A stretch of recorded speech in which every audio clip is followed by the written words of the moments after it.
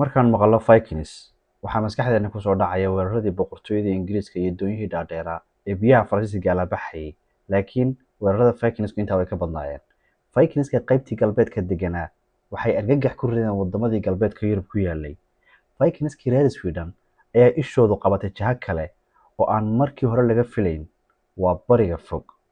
Vikingskii reer Sweden waxay ka gudbeen badda Baltic-ga waxayna gudaha u galeen bariga fog ee qaaradda Yurub iyagoo isticmaalaya wadooyinka dhex maraya webiyada waaweyn ee Ruushka.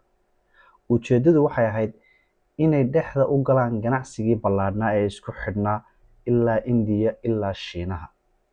Safarkoodii ugu horreeyay wuxuu ka bilowday deegaanka Straya oo ah tuulo qadiim ah oo la aasaasay qarnigii 8aad, kuna taala dhulka maanta Russia iyo Ukraine la isku dhaho. Ciidan ballaadhan oo Vikingski ayaa tuuladan dhinaca webiga hal mar ka soo galay. Tuuladani waxay ahayd xarun ay ganacsatada doonyaha wadata ku nastaan, kuna sugaan ilaa cimiladu ka hagaagayso si ay u sii wataan safaradoodii dhinaca koonfureed u jeeday ee ay ku tegayeen dhulkii khulafadii Carabta ee Umayyadeed iyo Cabbaasiyiinta. Waa dhulkii Carbeed ee Syria ilaa Ciraaq ee xarumaha u ahaa khulafadii Islaamka oo markan ah meel hantida ugu badan taalo. Khulafadan Carbeed waxay ganacsi xoog badan la leeyihiin qaaradda Afrika. Waxay haystaan ganacsi waqooyiga Afrika ilaa galbeedka Afrika isku xidhan. Dahab iyo silfar iyo addoomo bilaa xisaaba ayay dhulkaasi ka soo daldalan jireen. Vikingska oo meeshii hanti lagu sheego aan ka maqnaan ayaa Chinese weyn u arkay inay halkaa gaadhaan. Vikingsku waxay fadhiisteen bartamaha suuqa ganacsiga ee Bolgar. Bolgar waa magaalo ganacsiyeed ku taalla webiga Volga ee waddanka Russia. Magaaladani waxay isku xidhaa wadamada Scandinavian-ka, khulafadii Islaamka, bartamaha Aasiya ilaa wadada Shiinaha tegaysay. Markan Vikingsku weerar dhinaca Aasiya kuma qaadayaan, laakiin qaab ganacsi ayay rabaan inay hantida Aasiya iyo khulafada Islaamku haystaan inay ku helaan. Hantida iyo ganacsiyada ka imaanaya Shiinaha waxay soo marayaan bartamaha Aasiya oo ah halkii khulafada Islaamku joogtay. Halkaa markay ka soo gudbaan, hantidii Shiinaha iyo tii khulafada Islaamka ka timi waxay soo gaadhayaan magaalo ganacsiyeedka Bolgar oo ay fadhiyeen Vikingski. Vikingska halkan waxa uga furan ganacsi ay wadadaas sii marinayaan oo ilaa Aasiya geynayaan, gaar ahaan khulafada Islaamka oo qarniyadii 8aad ilaa 10aad hanti aad u badan haystay. Vikingsku waxyaabaha ay dhoofinayaan waxaa ka mid ahaa dhogorta xoolaha iyo xayawaanka, malabka, xabagta iyo addoomihii ay ku soo qabsadeen dagaaladii wadamada Yurub ay ku qaadeen. Waxayna ku bedelanayeen dahab, silfar iyo lacagta dirhamkii khulafada Islaamka. Waxay qorshahan wadeen ilaa dhammaadkii qarnigii 10aad markii khulafada Islaamka ee Carbeed dahabkii iyo lacagtoodii ay yaraatay oo ay musallas gaadheen. Intan kuma aysan ekaane, Vikingsku waxay u sii gudbeen oo gaadheen magaaladii Byzantium la odhan jiray, markii dambena loo bixiyay Constantinople, haddana loo yaqaan Istanbul oo ah caasimadda Turkiga. Vikingsku markay halkan yimaadeen waxay arkeen magaaladii ugu qanisanayd intii ay magaalo soo marayeen. Sidoo kale dhismayaashii iyo xadaaradii halkan taallay ayaa fajac ku noqday. Waxay halkan keeneen ganacsigoodii dhogorta iyo cambarka oo ah xabag geed oo markay adkaato dhagax isku beddesha, hadhowna jewelry ama qurxin loo isticmaalo. Waxayna ku bedelanayaan silki, khamriga waynka, bisbaasyo iyo dhagxaan macdana oo markaasi Scandinavia-ka qiimo badan ka jooga.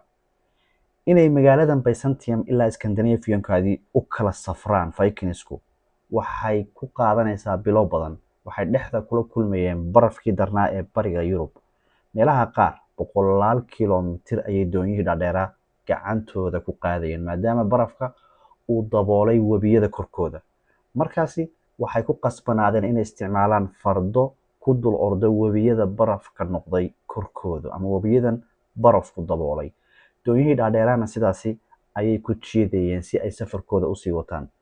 Vikingska guushooda u badan waxay ka timi aqoontoodii ay u lahaayeen safarada dhaadheer sida loo galo, iyo u adkaysigii cimilooyinkii darnaa iyo ganacsigoodii ay la samaysteen xadaaradihii qadiimiga ahaa.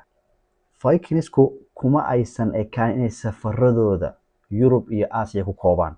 Arrinka mucjisada noqday ee taariikhda u galay waxa weeye markii ay damacooda u jeediyeen dhinaca Mareykanka inay gaadhaan. Qarnigii 11aad ayay ahayd markii ugu horreysay ee cagtooda soo dhigaan carriga North America.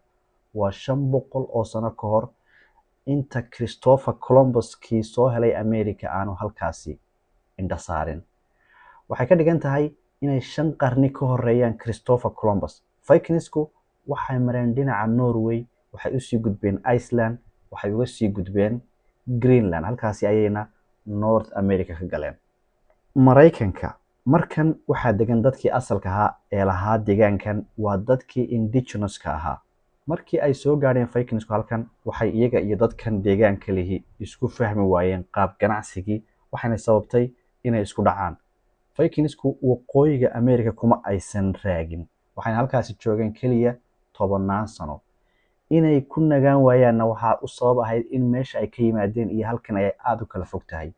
In dadkii Vikingska ahaa ee Greenland deganaa ay ahaayeen dad dhowr kun oo qof ku kooban, sidaasina aan gacan ku siin karin inay waqooyiga America Vikingsku gumaystaan, maadaama Greenland ay tahay meesha ugu dhow ee North America ay ka degan yihiin dadka Vikingsku. Sidoo kale arrinka ugu weyn wuxuu ku qabsaday dadkii indigenous-ka ahaa ee dhulka lahaa oo dagaal kala horyimi, dhulkoodiina ka difaacay inay Vikingsku qabsadaan. Arrimahaasi oo iskaashaday ayaa sababay in Vikingsku ay dhulkoodii iyo Scandinavian-koodii ku guryo noqdaan. Vikingsku waxay dunida dacal ilaa dacal duulimaad tegayeen 3 qarni, waa 273 sannadood, maadaama ay bilowgii diin iyaga u gooni haysteen. Taasi waxay u saamaxaysay inay kiniisadaha Kiristaanka iyo wadamada Kiristaanka weeraraan. Laakiin markii dambe isdhexgalkii iyo meelihii ay tageen, waxa ay ka sameeyeen isguursi iyo dadyowgii reer Yurub inay ku milmaan. Taasina ayaa sababtay inay diinta Kiristaanka intooda badani ay qaataan. Sidoo kale taasi waxay u saamaxday inay ganacsi xor ah la yeeshaan wadamadii dunida, weeraradiina ay yareeyaan, ilaa markii u dambeysay diintii Vikingska loo aqoonsaday inay tahay tan Kiristanka. Sidaasina waxaa ku soo idlaaday waayihii dilka, boobka iyo adoonsiga ee Vikingsku dunida ku lahaayeen. Haddii aad ilaa halkan la soo gaadhay oo ah muuqaalka dhammaadkiisa, waxaan kaa codsanayaa channelkeena subscribe saarto, sidoo kale muuqaalka like-ta ka ilaawin. Nabadgelyo.